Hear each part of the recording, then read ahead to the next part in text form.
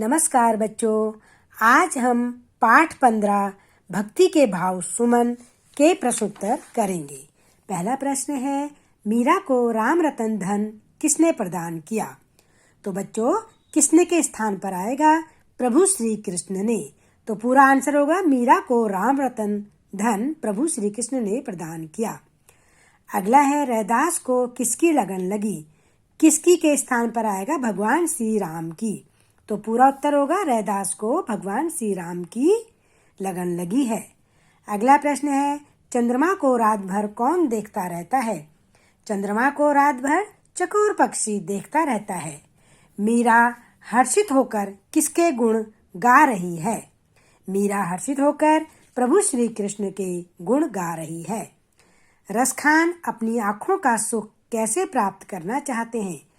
इसका उत्तर होगा रसखान अपनी आंखों का सुख व्रज की वाटिका और सरोवर को देखकर प्राप्त करना चाहते हैं।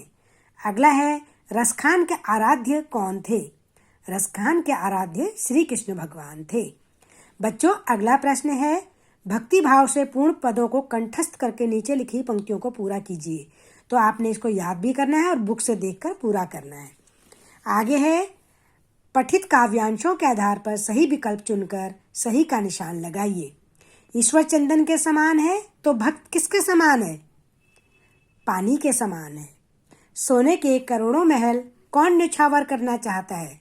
रसखान न्यौछावर करना चाहता है। मीरा ने भवसागर किसकी सहायता से पार किया? सतगुरु की सहायता से पार किया। तो बच्चों, अब हम लघुत्तरी प्रश्न करेंगे। ये लघुत्तरी प्रश्न आप अपनी नोटबुक में लिखेंगे और मौखिक प्रश्न के उत्तर आप नोटबुक में नहीं लिखेंगे।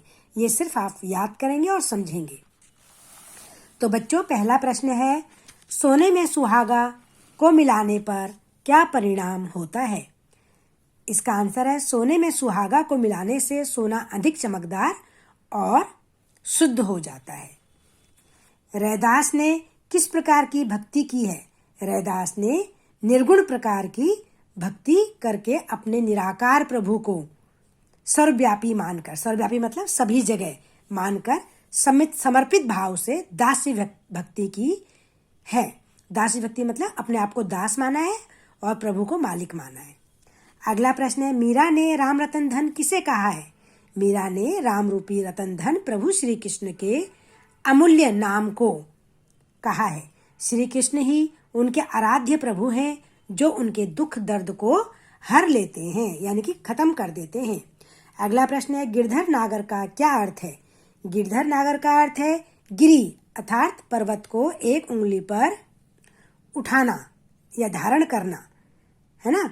श्री कृष्ण जिन्होंने व्रजवासियों की रक्षा हेतु गोवर्धन पर्वत को अपनी छोटी उंगली पर उठाया था।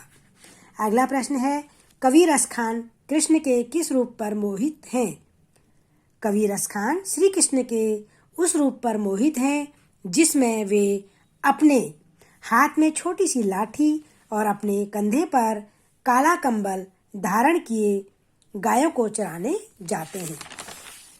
अगला है, प्रस्तुत भक्ति पदावली में रसखान अपने जीवन का सुख किन दो प्रकार से महसूस करते हैं? प्रस्तुत भक्ति पदावली में कवि रसखान अपने जीवन का सुख दो प्रकार से महसूस करते हैं। नंबर 1, श्री कृष्ण के कंबल और छोटी लाठी पर वह तीनों लोगों के राज को न्यौछावर करना चाहते हैं। और दूसरा है, श्री कृष्ण के नंद की गायों को चराने वाले दृश्य पर वे 8 सिद्धि 9 निधि के सुख को न्यौछावर करना चाहते हैं। तो बच्चों, ये आपके लिखित लघु उत्तर थे। अब हम दीर्घ करेंगे।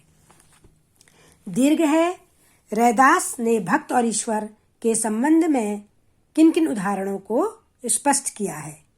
रैदास ईश्वर भक्ति में कहते हैं कि ईश्वर चंदन के समान है, वह भक्त पानी के समान है तथा ईश्वर स्वामी है और हम दास यानी कि उनके नौकर हैं। कवि रैदास की कौन सी आदत नहीं छूट सकती और क्यों? कवि रैदास की प्रभु श्री कृष्ण के नाम को स्मरण मतलब याद करने की आदत को वो नहीं छोड़ सकते, क्योंकि प्रभु श्री कृष्ण अब उनके शरीर के हर अंग में समा गए हैं, जिसके कारण रैदास श्री कृष्ण की दास्य भक्ति में लीन हो गए हैं। अगला प्रश्न है, कवयित्री मीरा ने नाम संकीर्तन की क्या विशेषताएं बताई हैं? कवयित्री मीराबाई ने नाम संकीर्तन की यह विशेषता बताई है कि राम नाम रूपी धन अमूल्य है, जिसे कोई चोर चुरा नहीं सकता और खर्च करने पर यह प्रतिदिन बढ़ता रहता है, यानी कि हमारी भक्ति बढ़ती ही जाती है। अगला है, कृष्ण की भक्ति के लिए रसखान किन सांसारिक सुखों का त्याग करना चाहते हैं? इसका उत्तर है, कृष्ण की भक्ति हेतु रसखान 3 लोक का राज व 8 सिद्धि 9 निधि का सांसारिक सुख त्यागना चाहते हैं। अगला प्रश्न है, रसखान क्या देखने के लिए व्याकुल हैं और क्यों? इसका उत्तर है, रसखान अपनी आंखों से व्रजभूमि के वन, बगीचे और सरोवर देखने के लिए व्याकुल हैं, क्योंकि इन स्थानों पर उनके प्रभु श्री कृष्ण और उनकी प्रेमिका राधा के पवित्र चरण पड़े हैं, जिसके कारण कवि रसखान के लिए यह व्रजभूमि पवित्र है। अगला प्रश्न है, मीरा के सद्गुरु ने उन्हें कौन सी बहुमूल्य वस्तु प्रदान की थी? मीरा के सद्गुरु ने उन्हें राम नाम रूपी रत्न धन प्रदान किया था, जो सभी धनों से अमूल्य है। राम नाम धन की तुलना किसी धन से नहीं की जा सकती। तो बच्चों, ये इसके लघु और दीर्घ प्रश्नोत्तर थे।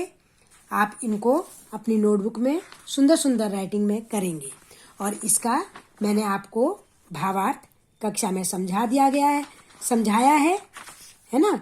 आपको उसकी व्याख्या भी कराई है, तो आप वहाँ से व्याख्या को ध्यान से देखेंगे और पढ़ेंगे, क्योंकि पेपर में इनकी व्याख्या ही आती है। ठीक है, तो आप इनको ध्यान से पढ़िए, इन पदों को, और पदों को याद भी करिए और इन पदों की व्याख्या को आप अच्छे से कंठस्थ करिए और इन प्रश्नों के उत्तर को आप अपनी फेयर कॉपी में लघु और दीर्घ उत्तरीय प्रश्न दोनों को कॉपी में करेंगे और जो मौखिक प्रश्न हैं उनको आप सिर्फ याद करेंगे और समझेंगे। तो बच्चों, ये मैंने आपको इसके प्रश्नोत्तर भक्ति भाव के सुमन के प्रश्नोत्तर आपको करा दिए हैं। आप इन्हें पूरा कर लीजिए। धन्यवाद बच्चों।